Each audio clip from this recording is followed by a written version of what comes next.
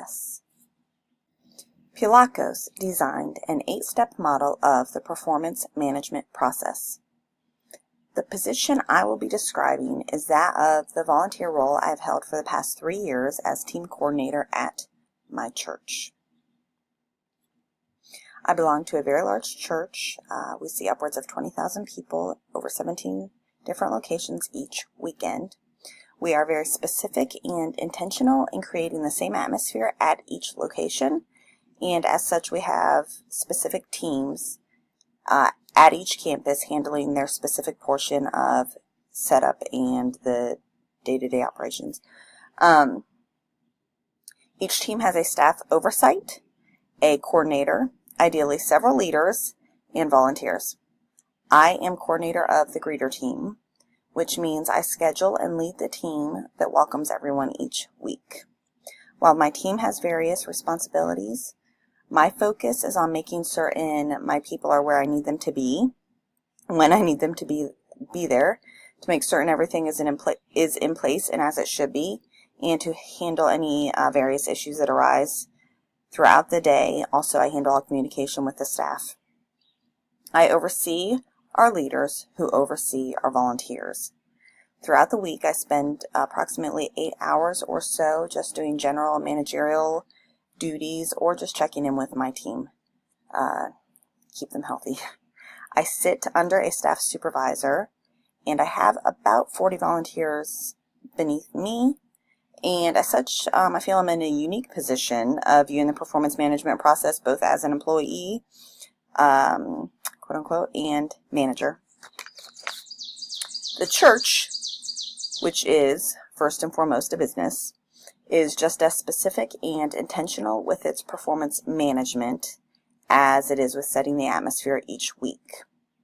We have specific goals in place for the church, specifically growth of numbers, of locations, and of volunteers. Objectives are set by staff and coordinators for each team, and behavioral expectations are discussed for both the coordinator, myself, and the members of the team. I meet with my staff supervisor quarterly to review my performance, very informally, and I meet with my leaders bi-monthly to discuss their performance, and also that's a time for them to give me any insight or any ideas as to how to make our team run better.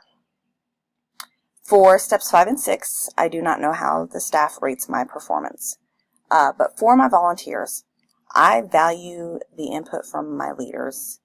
They see them more often. They're on the ground on Sundays with them more often. They just spend time with them more on a general basis than I do. Twice yearly, I receive a formal performance evaluation, which I'm about to undergo this week on Thursday. In addition, I hold formal performance evaluations with each of my volunteers, although as volunteers, it is more, hey, this is awesome, this is where you're great, maybe we can improve a little bit here, rather than based around pay, that sort of thing. It is, however, during these, we call them renewals, the performance evaluations, we decide if we'd like to ask a volunteer to step up into a leadership role. The mission statement of our church is that we exist so that people far from God will be raised to life in Christ. There are a few practical goals as well, including valuing people and ongoing growth. My volunteer role is centered around people. A recent goal I set for myself and for my team is that we each personally reach out to someone and just go extra above and over, really make them feel welcomed and special and man, this is the place I want to be. Try and remember their name, which is a really big one for me. As for ongoing growth, my personal goal would be to invite someone each week and then follow up with them, making the time to answer any questions that they have, or to alleviate any anxieties that they have about coming to church. Both of these are bigger goals for me. The first one just because I often don't take the time on Sundays to really connect with people, and that is a goal of mine. the second one, the invitation, it's easier for my husband. He's the inviter. It's out of my comfort zone. And so I'm making it a goal that I will step out and invite people. And then really follow up and listen to them.